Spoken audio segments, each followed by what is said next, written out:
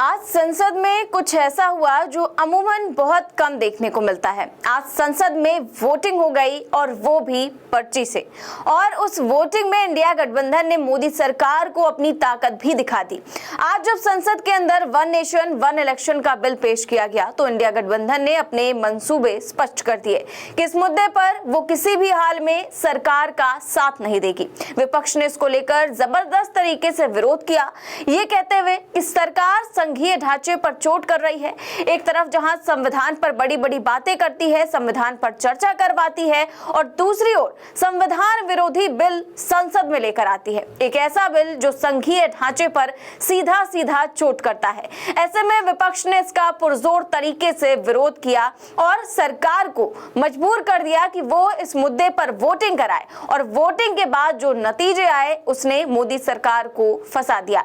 दरअसल one nation one election का जब आज बिल पेश किया गया तो इसको लेकर सबसे पहले स्पीकर ओम बिरला ने ध्वनि मत से इस बिल को पास कराने की कोशिश की, यानी कि ध्वनि मत से जवाब मांगा यस और नो में। तब क्या हुआ सुनिए। लेकिन मैं समझता हूं कि क्योंकि इस सदन में पहली बार मतदान हो रहा है और पहली बार मतदान प्रक्रिया में कुछ परेशानियां आप सब सदस्यों को अनुभव हो सकती है।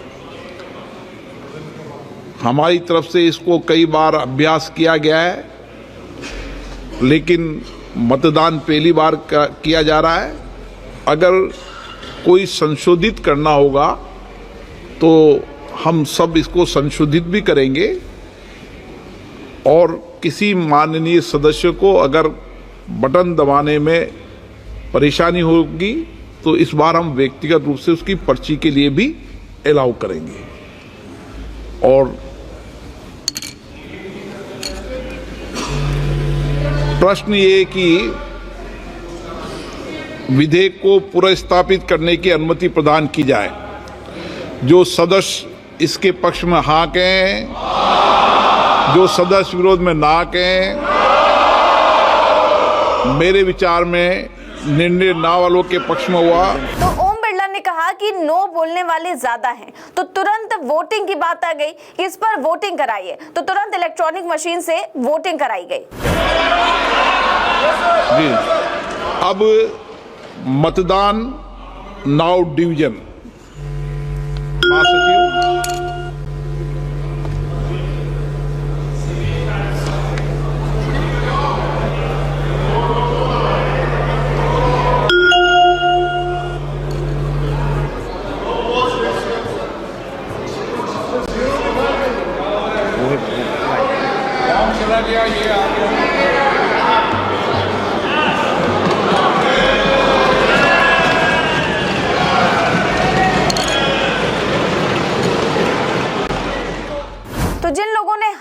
यानी कि समर्थन में वोट किया कि हाँ हम इस बिल को स्वीकार किया जाना चाहिए, वो 220 की संख्या थी, और जिन्होंने ना के लिए बोला यानी कि इसका स्वीकार नहीं होना चाहिए उनकी संख्या थी 149, और टोटल वोट 369 थे।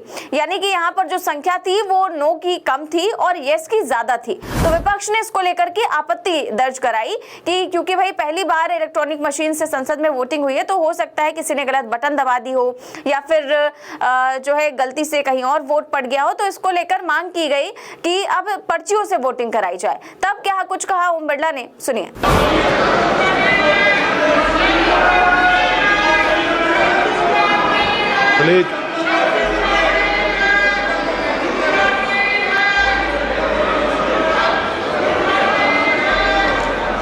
क्या मान्य सदस्य तरीका है? मैंने पहले ही स्पष्ट कर दिया है। नो, एक मिनट प्लीज। माननीय सदस्य प्लीज आप बैठिए। प्लीज माननीय सदस्य,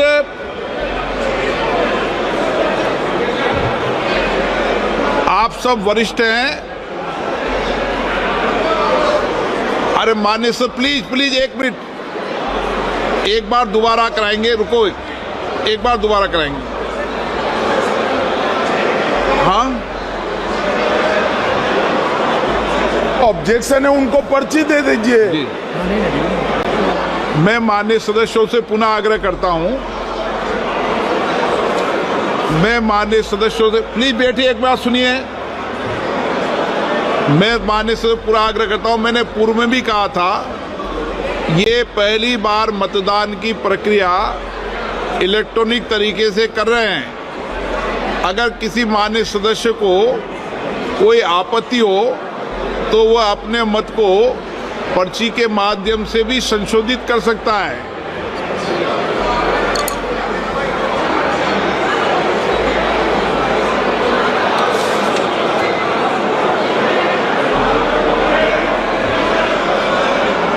ठीक तो आ रहा है सर, ठीक।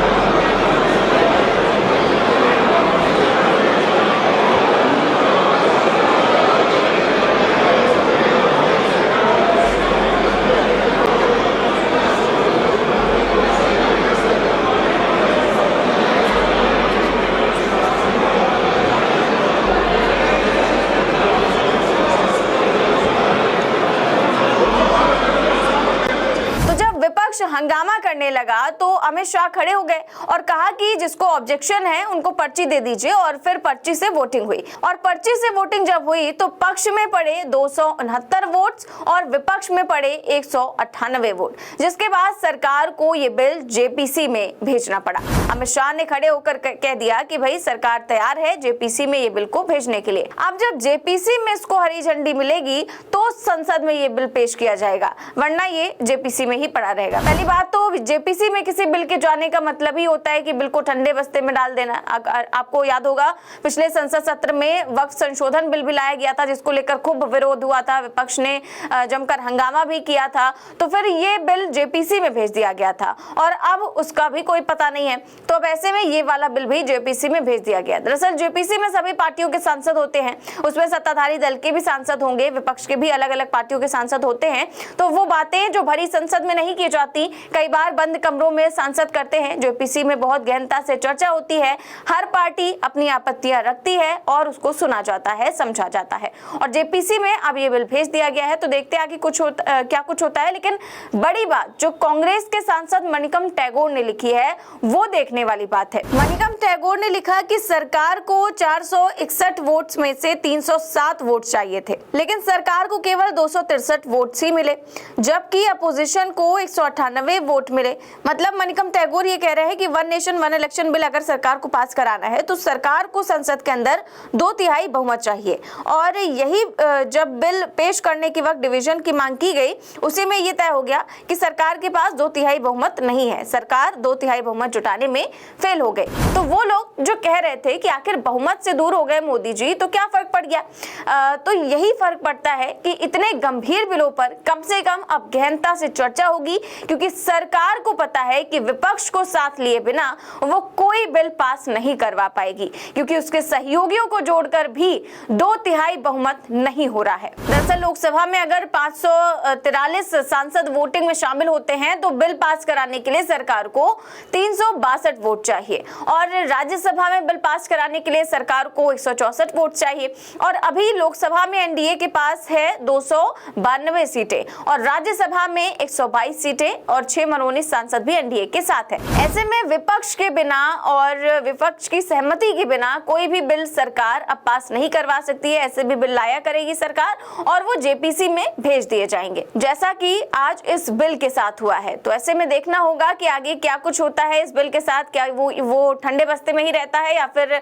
सदन में इस पर चर्चा होने के लिए आता भी है। लेकिन इस वक्त की अगर बात करें तो ये एनडीए सरकार की बहुत बड़ी हार है, क्योंकि अब विपक्ष जो है वो किसी भी मुद्दे पर या किसी भी बिल पर अपनी असहमति जताता है तो फिर सरकार को काफी मुश्किलों का सामना करना पड़ सकता है। तो फिलहाल इस खबर में बस इतना ही। देश और दुनिया की तमाम बड़ी खबरें जानने के लिए देखते रहिए 4 PM न्यूज नेटवर्क। नमस्कार।